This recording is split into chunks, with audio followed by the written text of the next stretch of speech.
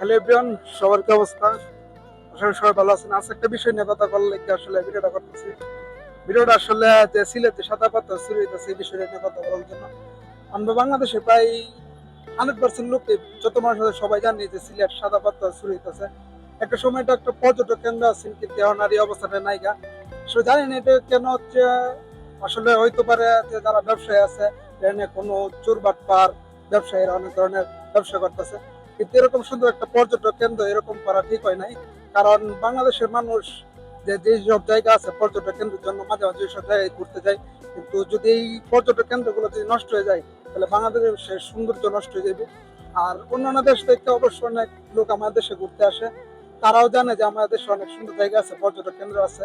তো সেই জায়গা যদি নষ্ট হয়ে যায় তাহলে আমরা আমাদের দেশ সৌন্দর্য নষ্ট হয়ে যাবো। তাই আমরা চাই বাংলাদেশ সংস্কার হইতেছে ঠিক আছে, কিন্তু বাংলাদেশ সংস্কার হওয়ার আগে সবার আগে যেটা প্রয়োজন হচ্ছে বাংলাদেশের মানুষের সংস্কার হওয়া। যদি বাংলাদেশের মানুষ সংস্কার হয়, নিজেরা যদি ভালো হয়, তাহলে কিন্তু আমাদের দেশ আরো সুন্দর হয়েছে। তো যারা যারা আমার ভিডিওটা পুরোটা দেখছেন সবারই ধন্যবাদ, সবাই ভালো থাকবেন। আর যদি ভিডিওটা ভালো লাগে অবশ্যই শেয়ার দিবেন সবাইকে।